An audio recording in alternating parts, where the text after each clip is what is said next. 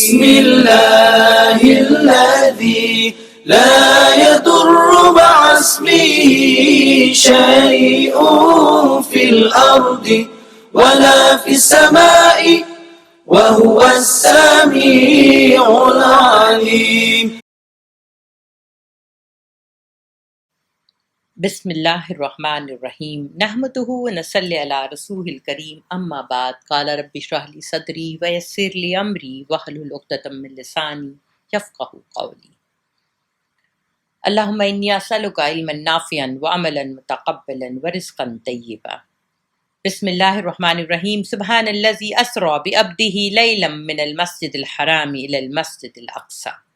اب دیکھیے ہم شروع کر رہے ہیں 15واں جز بنی اسرائیل اس کا نام ہے اس سورہ کا، اور اسراء. اب دیکھتے ہیں اس سورہ کے بارے میں تھوڑا سا آپ جان لیجئے.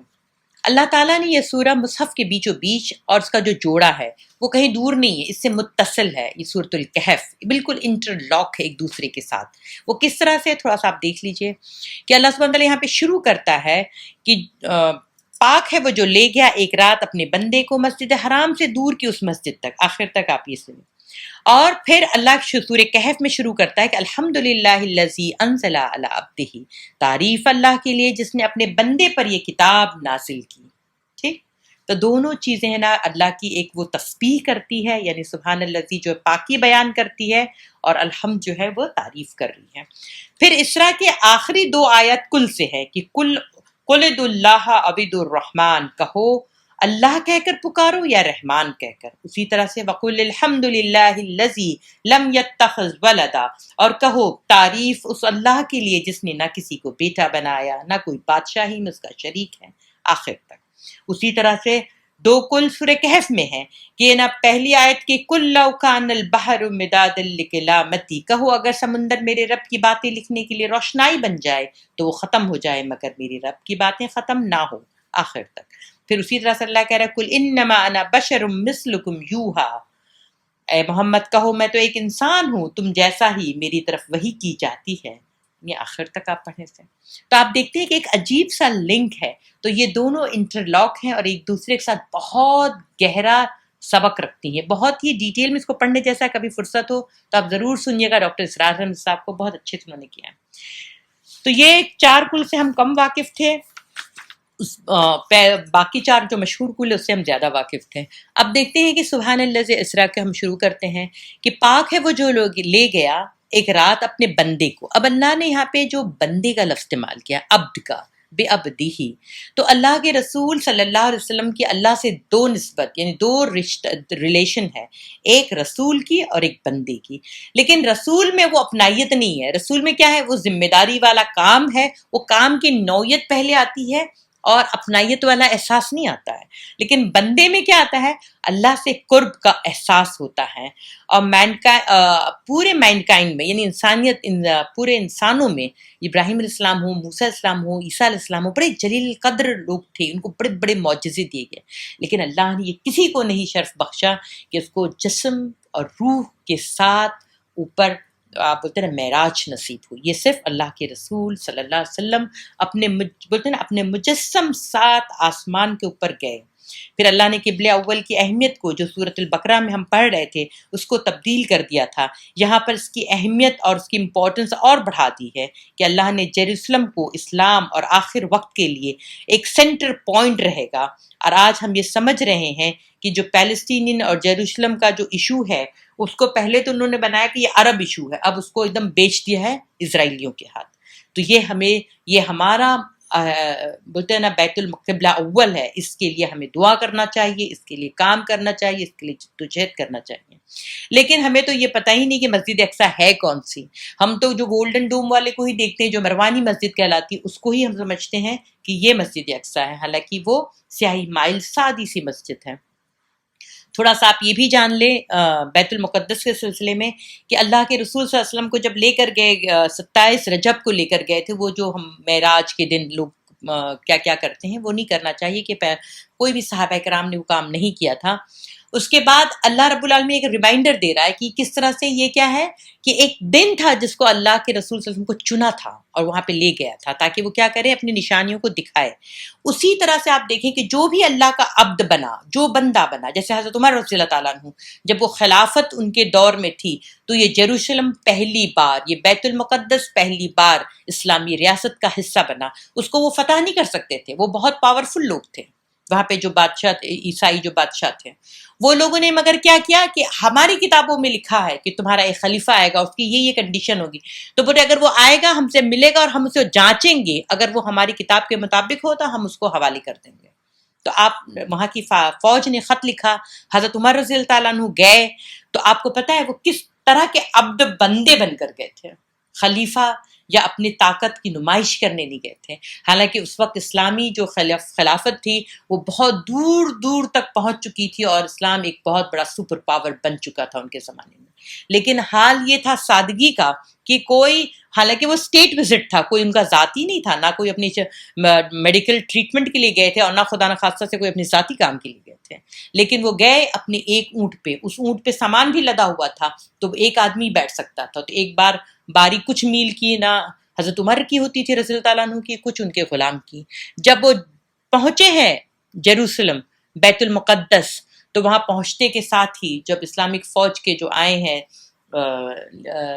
شاید ابو عبیدہ بن جراح ہی تھے، اب انہوں نے دیکھا کہ آپ کا کرتا جو ہے سفر کی وجہ سے ایک دم اور خستہ حال ہو گیا ہے، گندا ہو گیا ہے، تو انہوں نے کہا کہ یا امیر المومنین، یہاں پہ لوگ بہت ہی زیادہ، کیونکہ وہ لوگ ترقی یافتہ تھے، وہ شہروں میں رہتے تھے، ان کے پاس سویلائز تھی، بہت کلچر تھا، تو کہہ رہے کہ یہاں کے لوگ ایسے رہتے، ان کو خود کو عجیب لگا، تو کیا کہتے ہیں، حالانکہ وہ خود بدو وہاں کے مکہ کے تھے، تو وہ کیا کہتے ہیں کہ امیر المومنین آپ کپڑے رکھ لیں، تو انہوں نے بہت ہی غصے سے ان کو دیکھا اور یہ تاریخی جملہ انہوں نے کہا کہ تمہاری عزت کپڑوں سے نہیں ہے، تمہاری عزت اسلام سے ہے، اگر تم نے اسلام کو مضبوطی سے پکڑا تو تمہاری عزت ہمیشہ رہے گی، ورنہ یہ کپڑوں سے تمہاری عزت ہونے والی نہیں ہے۔ اور کتنا صحیح ہوا یہ وقت، اور وہ عبد بن کے گئے تھے، اللہ نے ان کے ہاتھ میں بیت المقدس دیا، اور ہم دیکھتے پہلی بار جو چابی ملی امیر المومنین عمر فاروق رضی اللہ تعالیٰ عنہ کو۔ دوسری بات، اللہ نے دوسرا عبد چنا، وہ صلاح الدین ایوبی تھے، جنہوں نے جد و جہد کے تھرو ایک بہت بولتے نا انتھک محنت کے ساتھ جب وہ فاتح بیت المقدس جب وہ پہنچے ہیں وہاں پہ، تو اس دن بھی 27 رجب تھی، جب صلاح الدین ایوبی نے وہ ممبر لگایا جو ان کے امیر نور الدین زنگی نے بنوایا ہوا تھا، اور وہاں پہ جب وہ سجدے کیے ہیں تو وہ رو رہے تھے کہ آج اللہ تو نے میرے اس جد و جہد کو اتنا قبول کر لیا ہے کہ آج اسی دن تو نے مجھے یہاں بلایا ہے۔ دیکھیے یہ ہے اللہ کے بندے بننے میں اللہ کس قدر عزت سے نوازتا ہے۔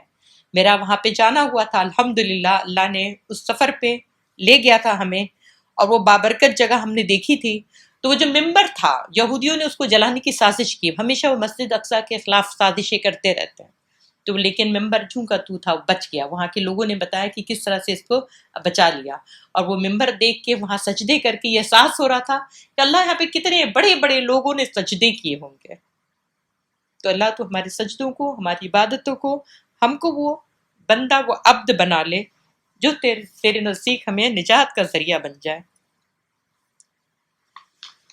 اللہ کہہ رہا ہے کہ ہم سے کچھ نشانیوں کا مشاہدہ کریں۔ کون سی نشانیاں تھیں؟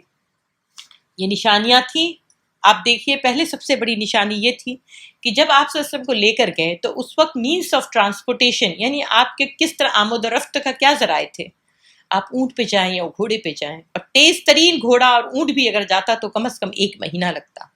اللہ کے رسول صلی اللہ علیہ وسلم کو رات میں لے کر گئے جبرائیل امین، اور وہاں سے وہ مسجد اقصیٰ گئے، اور وہاں پہ انہوں نے بولتے تمام روح جو انبیاء کی روح تھی ان کی نماز کی امامت کی، اسی لیے آپ کو امام الانبیاء کہا جاتا ہے، وہاں پہ تمام انبیاء کی امامت کی، اور پھر وہاں سے وہ اوپر گئے۔ یہ اتنا بڑا مشاہدہ اللہ نے کیوں کیا تھا؟ کیونکہ اللہ کے رسول نے اپنے عبد ہونے کے لیے، آپ طائف کا سفر جب پڑھیں گے، آپ یقین کریں، کبھی انشاءاللہ میں کروں گی سیرت النبی بھی انشاءاللہ، اللہ وہ موقع دے، آپ دیکھیں گے کہ طائف میں جس طرح سے ان کو لہو لہان کیا گیا، جس طرح سے ان کے ساتھ بولتے ہیں نا بدتمیزی گئی، جس طرح سے ان کو رسوا کیا گیا، جس طرح سے ان کی توہین کی گئی کسی نارمل انسان کی بھی نہیں کی جا سکتی تھی۔ اللہ نے پھر ان کو بلا کے اتنا اکرام کیا۔ اور ایک بات اور میں آپ کو بتا دوں کہ ہر فرض اللہ نے اوپر سے نیچے اتارا ہمارے لیے، لیکن نماز وہ فرض ہے جو آپ صلی اللہ علیہ وسلم جب اوپر گئے تب آپ کو نصیب ہوئی۔ آپ کو پتا ہے اللہ نے صرف محمد الرسول اللہ صلی اللہ علیہ وسلم کا اپنے عبد کا اکرام نہیں کیا، ان کی امتیوں کا بھی اکرام کیا۔ اور جب بندہ اچھے سے نماز پڑھتا ہے تو اپنی معراج کو پڑھتا ہے، بلکہ اس کی بندے کی معراج کیا ہے؟ ایک عام انسان کی معراج اس کی نماز میں ہے، اس کے سجدے میں ہے۔ آپ اس سجدے میں اپنے رب کو پائیے، اور آپ معراج کہتے ہیں بلندی کو، اس بلندی کو پہنچیے جس کا دروازہ اللہ نے ہمارے لیے کھلا رکھا۔ لیکن کیا ہم واقف ہیں اس چیزوں سے؟ اب ایک اور بندے کا ذکر کرتے ہیں، ابو بکر صدیق رضی اللہ تعالیٰ عنہ کا۔ جب آپ صلی اللہ علیہ وسلم آئے مشاہدہ کر کے تو انہوں نے کیا کیا؟ اس بات کو بتانے لگے کہ کس طرح سے اللہ مجھے لے گیا یہاں سے، میں براق پہ گیا، مسجد اقصیٰ گیا اور وہاں سے اوپر گیا، تو پیٹ پکڑ پکڑ کے اور انکنٹرولبل بولتے نا، وہ اتنی بے ساختہ ہنسی سے لوٹ پوٹ ہو رہے تھے کفار مکہ۔ اور جتنے لوگوں کے بیچ میں کہا تھا، سمجھے 15-20 لوگوں کا گروپ تھا، اس میں آپ صلی اللہ علیہ وسلم نے کہا، اس میں سے وہ بے ساختہ ہنسے جا رہے تھے۔ کچھ لوگوں نے کہا کہ محمد تم واپس سے یہ بات کہو گے ہمارے کہنے سے؟ تو کہہ رہے ہاں میں بالکل کہوں گا۔ تو وہ دوڑے دوڑے جاتے ہیں اور 10-20 کو اور لاتے ہیں، اور اس طرح سے دیکھیے اللہ اپنی بات کو کہلوانے کے لیے کافروں کا استعمال کیسے کر رہا ہے۔ ان کو تو مل رہی ہے مزہ، ان کو اس وقت مل رہی ہے کیا؟ کفر کرنے کا، کفر مطلب انکار کرنے کا مزہ، کہ دیکھو ہم تو ان کو مجنون کہتے تھے، یہ مجنون تو پورے ہی بن گئے، یہ رات میں گئے اور آ گئے، کیونکہ 1 مہینہ کا سفر ہے، کہاں یہ رات میں گئے رات ہی میں آ گئے، اور بے قابو ہوئے جا رہے، ذرا بھی دماغ کو، عقل کو، دل کو کھول نہیں رہے کہ سوچیں، غور و فکر کریں۔ تو وہ کیا کرتے ہیں؟ بس وہ کیا ہے، پھر اس وقت کیا ٹیمپٹیشن تھا ان کے سامنے؟ پیٹ پکڑ پکڑ کے ہنسنا، وہ ہنسنا، وہ ٹھٹھے لگانا، وہ ٹائم پاس، وہ اتنا قیمتی تھا ان کے لیے کہ وہ لے جا کے نا لوگوں کو لا رہے ہیں اور لوگ مل کے ہنس رہے ہیں۔ اور اس محفل میں ابو بکر صدیق نہیں تھے۔ ایک کافر گیا کسی اور کو لانے کے لیے، تو دیکھتا ہے ابو بکر صدیق پہ نظر پڑتی اس کی، تو وہ کہتا ہے کہ نا ابو بکر دیکھو ہم جو بات کہہ رہے تھے نعوذ باللہ کہ تمہارے ساتھی مجنون ہے، اب وہ بات ثابت ہو گئی، تو ان کو بہت برا لگتا ہے۔ تو کہہ رہے کیا بات ہوئی؟ کہہ رہے کہ تمہارے صاحب کہہ رہے ہیں کہ اقصیٰ گئے اور وہاں رات میں ہی اقصیٰ گئے اور وہاں سے اوپر معراج بھی گئے، اوپر والا کا تو خیر ان کو ذرا بھی یقین نہیں تھا، پر اقصیٰ کو سمجھتے تھے کہ وہ اتنی دور ہے 1 مہینے کے سفر میں، کہہ رہے وہاں سے واپس بھی آ گئے۔ تب سیدنا ابو بکر صدیق رضی اللہ تعالیٰ عنہ تاریخی جملہ کہتے ہیں، کہہ رہے ہیں اگر جبرائیل امین ہر بار آ کے یہاں پہ خبر دے کر جاتے ہیں 7 آسمان کی، تو آج آپ صلی اللہ علیہ وسلم خود ہی خبر لینے چلے گئے تو اس میں کیا غلط بات ہو گئی؟ تو آپ کو پتہ ہے صدیق کا جو ٹائٹل ان کو ملا ہے وہ صرف اسی بات کے لیے ملا ہے۔ تو اللہ کہہ رہا ہے حقیقت میں وہی ہے سب کچھ سننے والا، ہم نے اس سے پہلے موسیٰ کو کتاب دی تھی اور اسے بنی اسرائیل کے لیے ذریعہ ہدایت بنایا تھا، اس تاکید کے ساتھ کہ میرے سوا کسی کو اپنا وکیل نہ بنانا، اس تاکید کے ساتھ کہ میرے سوا کسی کو اپنا وکیل نہ بنانا۔ تم ان لوگوں کی اولاد ہو جنہیں ہم نے نوح کے ساتھ کشتی پر سوار کیا تھا، اور نوح ایک شکر گزار بندہ تھا۔ پھر ہم نے اپنی کتاب میں بنی اسرائیل کو اس بات پر بھی تنبیہ کی تھی کہ تم 2 مرتبہ زمین میں عظیم فساد برپا کرو گے اور بڑی سرکشی دکھاؤ گے۔ آخرکار جب ان میں سے پہلی سرکشی کا موقع پیش آیا تو اے بنی اسرائیل، ہم نے تمہارے مقابلے میں ایسے بندے اٹھائے جو نہایت زوراور تھے، اور وہ تمہارے ملک میں گھس کر ہر طرف پھیل گئے۔ تو ایک وعدہ تھا جسے پورا ہو کر ہی رہنا تھا۔ اس کے بعد ہم نے تمہیں ان پہ غلبے کا موقع دیا اور تمہیں مال اور اولاد سے تمہاری مدد دی اور تمہاری تعداد پہلے سے بڑھا دی۔ دیکھو تم نے بھلائی کی تو تمہارے لیے اپنی بھلائی تھی، اور برائی کی تو تمہاری اپنی ہی تھی۔ اب دیکھیں یہاں پہ یہ بات کہی جا رہی ہے، یہ 4 آیتوں میں یہودیوں کی تاریخ کو، جو 2000 کی تاریخ تھی، اللہ نے 4 آیتوں میں 4 جملوں میں سمیٹ کر رکھ دیا ہے کہ تم کس کی اولاد ہو، وہ شکر گزار بندہ تھا، اور تم کیوں اتنے ناشکرے ہو رہے ہو؟ تم کو موسیٰ علیہ السلام کو اتنی ساری میں نے کیا معجزے دیے، اتنی بار تمہاری جان بچائی، غلامی سے آزادی دلوایا، اس کے باوجود تم کفر کرتے ہو، انکار کرتے ہو، کتابوں کو پشت پر ڈالتے ہو۔ تو اللہ سبحانہ تعالیٰ نے یہاں پہ ایک بات کہی ہے کہ نا ادنا، یعنی اللہ کی جب تم اللہ سے دشمنی کرو گے تو اللہ تمہارے ساتھ دشمنی کرے گا۔ تو یہ چیز جو اللہ کس کے، دیکھیں یہاں پہ لکھا ہوا ہے عسیٰ ربکم ان یرحمکم، ہو سکتا ہے کہ اب رب تم پر رحم کر، یعنی اگر تم سدھر جاؤ تو وَإِنْ عُدْتُمْ عُدْنَا، لیکن اگر تم نے پھر اپنی سابق روش کا اعادہ کیا تو ہم بھی اپنی سزا کا اعادہ کریں گے۔ پھر وَجَعَلْنَا جَهَنَّمَ لِلْكَافِرِينَ حَصِيرًا، اور کافر نعمت لوگوں کے لیے ہم نے جہنم کو قید خانہ بنا رکھا ہے۔ اب کون ہے کافر؟ اب اللہ کہہ رہا ہے کہ جب موسیٰ السلام کے لوگوں نے کتاب کو پشت پہ ڈالا تو کیا آج امت مسلمہ کے لوگوں نے کتاب کو پشت پہ نہیں ڈالا ہوا ہے؟ کتاب کچھ اور کہہ رہی ہے، ہم کچھ اور نہیں کر رہے ہیں۔ اور اس کے بعد آپ دیکھتے ہیں کہ یہ جو جتنے بھی ہیڈ آف دا اسٹیٹس ہیں، یہ سارے مل کے آج فلسطین کے مسئلے کو، جو مسجد اقصیٰ جو سینٹر پوائنٹ ہے اسلام کا اور جہاں سے اسلام ریوائیو ہونا ہے، وہ ساری چیزوں کو کس کے ہاتھوں بیچ رہے ہیں؟ ڈیل آف دی سینچری کیا ہے؟ وہ یہ نہیں چاہتے ہیں کہ فلسطینی لوگ پیسے لے لیں اور پھر وہاں جارڈن کے کچھ علاقے میں ہم تمہیں اتنا پیسہ دیں گے اور اتنی ٹیکنالوجی دیں گے کہ تم یہاں پہ آ کے بسو۔ وہ ہوتے کون ہے بسانے والے؟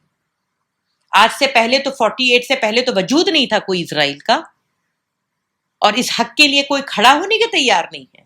اللہ نے ان کو تیل کی دولت اس لیے دی تھی کہ وہ صرف عیاشیوں کے اڈے بنائے، وہ صرف اپنے ملک میں بڑی خوبصورت سی بلڈنگیں بنائیں، جیسے عاد اور سمود والوں نے بھی تو اچھی اچھی بلڈنگیں بنائی تھیں تو اللہ نے ان کو ہلاک کیا تھا۔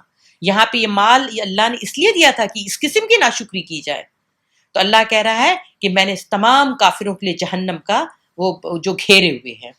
اب آپ دیکھیے اسی طرح سے آپ دیکھیں گے اگر تو مصر میں کیا ہوا تھا۔ مصر میں ایک نیک لوگوں کی جو اخوان کی جو آئی تھی، کیا بولتے ہیں نا، پارٹی جو اقتدار میں آئی تھی، جس کے بارے میں خود ان لوگوں نے کہا تھا کہ آپ الیکشن لڑو۔ جب الیکشن سے لڑ کے آئے ہیں ان کو یو این نے مانا، سارے لوگوں نے مانا، یہ سعودی گورنمنٹ نے بھی مانا، اور وہ خود پریزیڈنٹ ہو کے جب عمرے پہ جاتے ہیں ان کو بلاتے ہیں، وہ مہمان نوازی کرتے ہیں، اس کے بعد ان کے گورنمنٹ کو الٹ دیتے ہیں اور ان کو شہید کر دیا جاتا ہے جیل میں بھیج کے، کتنے سال سڑا کے۔ اور جب وہ لاسٹ میں جس مرنے سے کچھ دن پہلے وہ مانگتے ہیں کہ مجھے مصحف دیا جائے تو ان کو مصحف تک نہیں دیا جاتا ہے۔ یہ کون کافر ہے؟ یہ کوئی یہودی، کوئی RSS نہیں ہے وہاں پہ، یہ ہماری صفوں میں سے وہ ناشکرے لوگ ہیں جو کفران نعمت کر رہے ہیں، ہر طرح کی دنیاوی نعمتوں سے بھی کفر کر رہے ہیں، اور جو علم کی نعمت سے جو کفر کر رہے ہیں وہ علیحدہ ہے۔ پھر انسان شر اس طرح مانگتا ہے جیسے خیر مانگنا چاہیے، انسان بڑا جلد باز واقع۔ اب یہ سارے اقتدار کے ہوس والے لوگ جو ہیں وہ کیا کرتے ہیں؟ ان کو بس یہی ہے کہ ان کا اقتدار، ان کے پاور، ان کی لگژری لائف ختم نہ ہو، تو وہ شر جو ہے نا اس کو ایسا مانگتا ہے، فوراً اسے چاہیے، بہت جلد باز ہے۔ اس کے علاوہ دیکھیے وہ تو خاص لوگوں کا ذکر تھا، اب عام لوگوں کا ذکر آ رہا ہے کہ جب ہم کسی بستی کو ہلاک کرنے کا ارادہ کرتے ہیں تو اس کے خوشحال لوگوں کو حکم دیتے ہیں، وہ اس میں نافرمانیاں کرنے لگتے ہیں، تب عذاب کا فیصلہ بس اس پر ایسے چسپاں ہو جاتا ہے اور ہم اسے برباد کر کے رکھ دیتے ہیں۔ ہماری صفوں میں، ہمارے گھروں میں، ہمارے آس پاس، ہمارے خاندان میں ایسے کردار کے لوگ نہیں ہیں، بے انتہا مل جائیں گے آپ کو۔ جن کے پاس اللہ نے تھوڑا سا مال زیادہ دیا، آپ دیکھیں ان کے طریقے بدل گئے ہیں، ان کے کھانے پینے، ان کے رہن سہن، ان کی شادی بیاہ، ان کے مال خرچ کرنے کا جیسے وہ لگتا ہی نہیں ہے کہ وہ اسلام سے ان کا کوئی واسطہ ہے۔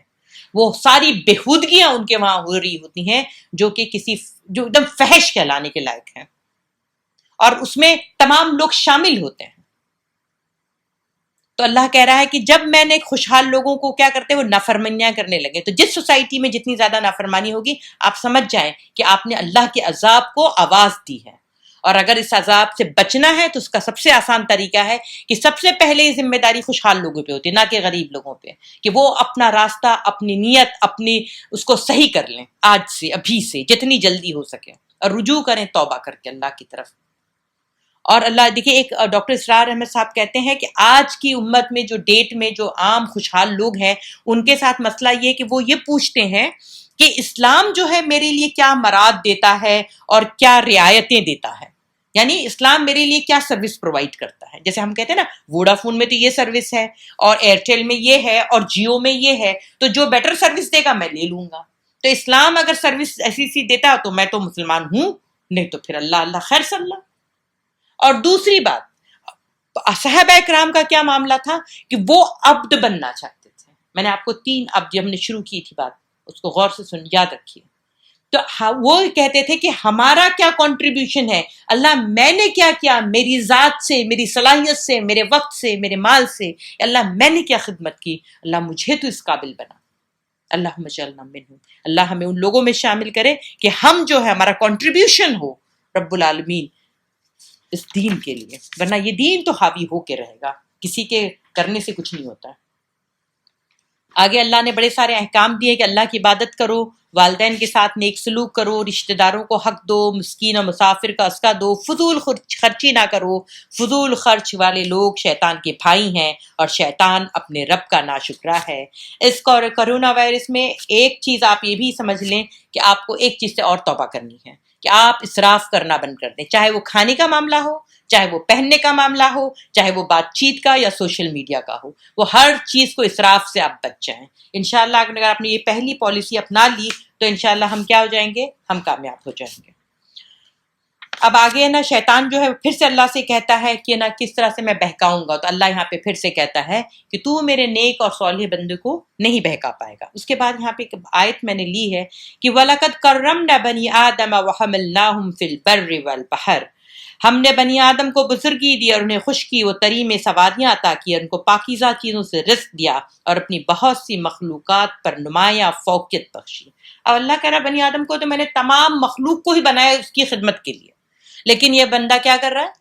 مجھ کو چھوڑ کے مخلوق کی خدمت میں لگا ہوا ہے۔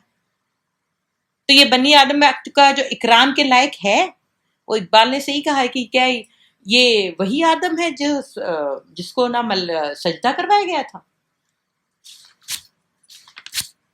اور اس کے بعد ایک اور آیت میں نے لی ہے، یہ بہت خوبصورت ہے، تم نماز کو قائم کرو زوال آفتاب سے لے کے رات کے اندھیرے تک، اور فجر کا قرآن کا بھی التزام کرو، کیونکہ قرآن فجر میں مشہود ہوتا ہے، اور رات کو تہجد پڑھو۔ اب دیکھیں مشہود جو ہے فجر جو ہے قرآن میں مشہود ہے۔ ابن ادھم کہتے ہیں جو لوگ فجر میں اٹھتے ہیں ان کی خیر و برکت بالکل ایسی ہے جیسے بھیڑ اور بکری جو بے حساب کاٹی جاتی ہے، اس کے باوجود یہ کبھی ختم نہیں ہوتی۔ اور جو لوگ رات بھر جاگتے ہیں اور صبح میں سوتے ہیں، بولتے ان کی حالت بالکل اس کتے اور شیر کی طرح ہوتی ہے جو بالکل بھی نہیں کاٹے جاتے ہیں، لیکن اگر ان کے اوپر تھوڑا سے بھی ہم وہ آئے تو ان کی نسل مٹنے کو تیار ہو جاتی ہے۔ تو آپ سوچئے کہ آپ کو برکتیں چاہیے، آپ کے مال میں وہ چاہیے، تو آپ کیا کریں گے؟ کیا کریں گے؟ آپ صبح میں ضرور سے ضرور قرآن پڑھنے کا اپنا اصول بنا لیں۔ پھر وَقُلْ جَاءَ الْحَقُّ وَزَهَقَ الْبَاطِلُ إِنَّ الْبَاطِلَ كَانَ زَهُوقًا، اور اعلان کر دو کہ حق آ گیا اور باطل مٹ گیا، باطل تو مٹنے والا ہی ہے۔ یہ اعلان اس وقت کیا گیا تھا جب مسلمانوں کی ایک بڑی تعداد مکہ چھوڑ کر حبشہ میں پناہ گزین تھی، اور باقی مسلمان سخت بے کسی مظلومی کے حالت میں مکہ اور اطراف میں زندگی بسر رہے تھے، اور خود نبی صلی اللہ علیہ وسلم کی جان ہر وقت خطرے میں تھی۔ بظاہر کوئی باطل کا ہی غلبہ تھا اور حق کا غلبہ ہونے کے کوئی امکان دور دور تک نہ تھے، مگر اس حالت میں بھی نبی صلی اللہ علیہ وسلم کو حکم دے دیا گیا کہ تم صاف صاف ان باطل پرستوں کو سنا دو کہ حق آ گیا اور باطل مٹ گیا۔ ایسے وقت میں یہ عجیب اعلان ان لوگوں کی زبان کا کیا لگتا ہوگا کہ کیا یہ لوگ کیا کیا بک رہے ہیں نا، آپ صلی اللہ علیہ وسلم کی بات کو وہ لوگ کیسے ہلکے میں لیے ہوں گے۔ لیکن آپ نے دیکھا ہے کہ جب آپ صلی اللہ علیہ وسلم ہجرت کر کے گئے اور سن 8 ہجری میں آپ صلی اللہ علیہ وسلم جب فاتح مکہ بن کر لوٹتے ہیں تو 360 بت جو وہاں پہ موجود تھے ان کو توڑتے جاتے تھے، اور کیا کہتے تھے کہ جاء الحق وزهق الباطل ان الباطل كان زهوقا۔ تو یہ چیز جو ہے اللہ اسی طرح سے ہمیں سمجھا رہا ہوتا ہے کہ اللہ کا دین جو ہے کوئی ایسی بات نہیں کہ آپ نے اس کو ہوا میں لے لینا ہے، وہ تو قائم ہو کے رہے گا، وہ اپنے وقت پہ اپنی اس پہ کر کے رہے گا۔ دیکھیے اسلام کے بارے میں اتنی بات، ایک بات آسانی سے سمجھ لیے، اسلام از ناٹ ریزلٹ اورینٹڈ، یعنی اسلام میں آپ کو نتیجہ نہیں دکھانا ہوتا ہے، اسلام از ایفرٹ اورینٹڈ، یعنی اسلام میں آپ کی کوششوں کو دیکھا جانچا پرکھا جاتا ہے اور اس پہ اجر دیا جاتا ہے۔ یہ سورہ ختم ہو رہی ہے کہ اے نبی صلی اللہ علیہ وسلم ان سے کہو اللہ کو کہہ کر پکارو یا رحمان کہہ کر جس نام سے بھی پکارو اس کے لیے سب اچھے نام ہیں، اور اپنی نماز نہ بہت زیادہ بلند آواز سے پڑھو نہ بہت پست آواز سے، ان دونوں کے درمیان اوسط درجے کا لہجہ اختیار کرو۔ تعریف اس اللہ کی جس نے نہ کسی کو بیٹا بنایا، نہ کوئی بادشاہی میں اس کا شریک ہے، اور نہ وہ عاجز ہے کہ کوئی اس کا پشتبان ہو، اور اس کی بڑائی بیان کرو، کمال درجے کی بڑائی۔ اب ہم شروع کرتے ہیں سورۃ الکہف۔ سورۃ الکہف بھی جو ہے یہ جو اس کے بارے میں تو اب مشہور ہے کہ ہم جمعہ کو پڑھتے ہیں۔ جمعہ کو کس لیے پڑھتے ہیں؟ تاکہ دجال کے فتنے سے بچیں۔ یہ بس ہم رٹ لیتے ہیں کہ دجال کے فتنے سے بچیں، کبھی کوشش کی سمجھنے کی کہ دجال ہے کیا، اس کا فتنہ ہے کیا، اور اگر وہ فتنہ ہے کیا تو اس سورے میں ایسی کیا بات ہے کہ جو اس فتنے سے بچاتی ہے؟ کبھی ہم نے اس کو اس سے تو نہیں پڑھا، بس یہ سرسری طور سے پڑھ لیتے۔ بعض اور لوگ تو حضرات صرف خالی کیا کرتے ہیں، اس کو ناظرہ پڑھ لیتے ہیں اور سمجھ لیتے ہیں کافی ہے، لیکن اس کی گہرائی میں تو جائیے، پتہ تو چلے آپ کی ایمان کی تازگی کیسے ہوگی کہ آپ بچیں گے۔ اب یہ 3 سوالات مکہ والوں نے پوچھے تھے، کیونکہ وہ اہل کتاب سے متاثر تھے، ان سے جا کے پوچھ کر آئے ہوں گے۔ تو ایک یہ تھا کہ اصحاب کہف کون تھے، یعنی پیپل آف کیو کون تھے، اور قصہ خضر کی حقیقت کیا ہے، کہ خضر علیہ السلام کی کیا حقیقت ہے، اور ذوالقرنین کا کیا قصہ ہے۔ یہ تینوں قصے عیسائیوں اور یہودیوں کی تاریخ سے متعلق تھے۔ تو آپ نے کیا کیا، اللہ سبحانہ تعالیٰ نے یہ ساری باتیں اس سورہ میں رکھ دیں۔ اب ہم، جیسے میں نے آپ کو بتایا تھا کہ سورہ کہف بھی جو ہے بہت کم سورہ ہیں جو الحمد سے شروع ہوتی ہیں، جیسے سورہ فاتحہ ہے ایک، اور اب یہ ہم پڑھیں الحمدللہ الذی، تعریف اللہ ہی کے لیے جس نے اپنے کیا بولتے ہیں نا بندے پر یہ کتاب نازل کی۔ اب یہ بہت ہی ملٹی لیئرڈ ہے، یعنی بہت زیادہ اس میں تہ بتہ حقیقتیں ہیں۔ آپ نے پڑھا تھا ایک بار، میں نے آپ کو لیا تھا اس لیے کہ متشابہات اور محکمات، ٹھیک ہے نا، تو بہت سی باتیں اس میں متشابہات میں تھے، لیکن آپ کو اس پہ یقین کر کے آگے بڑھنا ہوگا انشاءاللہ۔ اور پھر آپ غور و فکر کریں کہ دجال کے فتنے سے یہ آپ کو کیسے بچائے گی۔ یہ سورہ میں کوئی پیغمبر یا رسول کا مرکزی کردار نہیں ہے۔ یہ جو سورہ جو ہے، یہ اصحاب کہف جو وہ لوگ تھے، وہ کون لوگ تھے؟ وہ بہت ہی بولتے ہیں نا عام سے لوگ تھے جنہوں نے حلال رزق کے لیے اور اپنی رب کی کیا بولتے بندگی کرنے کے لیے صرف کیا کیا تھا، اپنی جگہ کو چھوڑ کے ہٹ گئے تھے اپنے ایمان کو بچانے کے لیے اور طیب رزق کے لیے، اتنا کام کیا تھا۔ بہت ہی عام لوگ تھے، جیسے ہمارے اور آپ کے جیسے لوگ تھے۔ موسیٰ علیہ السلام کا ذکر تو ثانوی ہے، بعد میں آتا ہے، اور اللہ نے ان کو کیسے استقامت دی اور کیسے اللہ رب العالمین نے ان کو بچایا اور ان کو اتنی اپنی نشانیوں میں سے ایک بنا دیا۔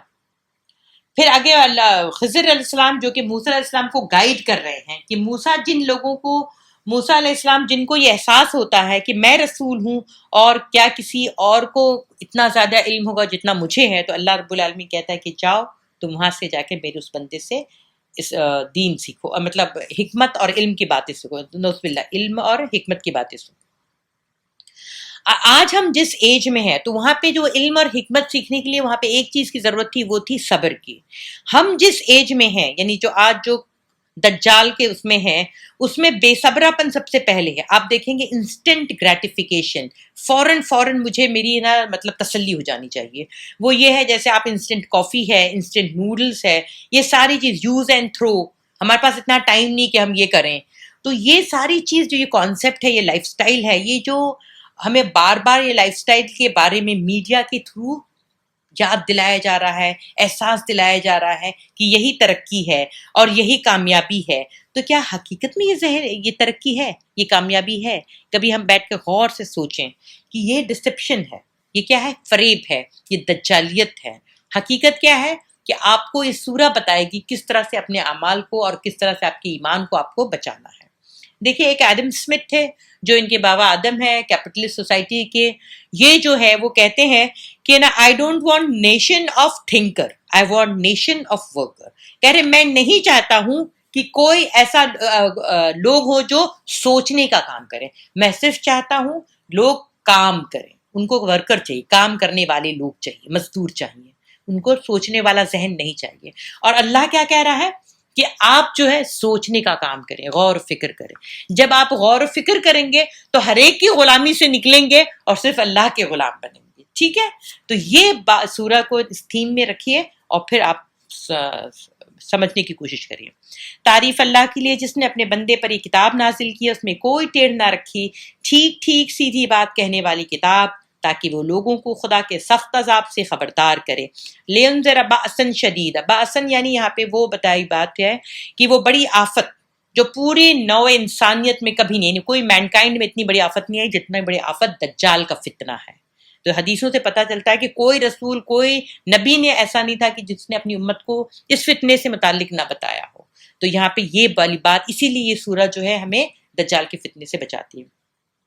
پھر اللہ کہہ رہا ہے مگر جو ایمان لا کر نیک عمل کرنے والوں کو خوشخبری دے دو، ان کے لیے اچھا اجر ہے جس میں وہ ہمیشہ رہیں گے، اور ان لوگوں کو ڈرا دے جو کہتے ہیں کہ اللہ نے کسی کو بیٹا بنایا ہے، اس بات کا انہیں کوئی علم ہے نہ ان کے باپ دادا کو تھا، یہ بڑی بات ان کے منہ سے نکلتی ہے اور وہ محض جھوٹ بکتے ہیں۔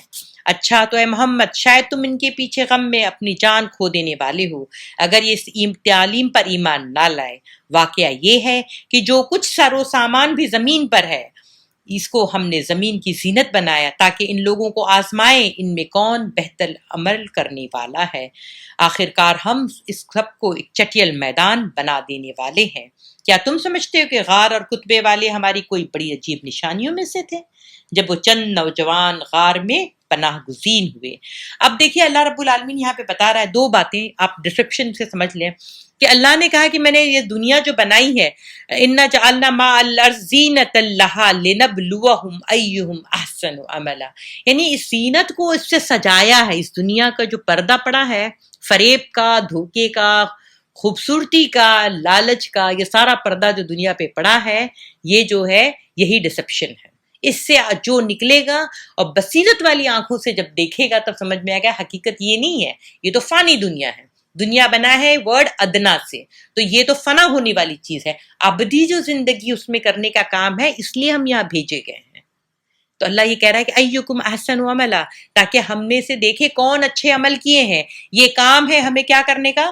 اس وقت ہم اگر کسان کی شکل میں ہیں تو ہمیں کھیتی کرنے کا پورا موقع ہے، ہم اپنی فصلوں کو لگائیں، کاٹنے کا کام نہیں ہے، فصل کٹے گی آخرت میں، پھل ملے گا آپ کو آخرت میں۔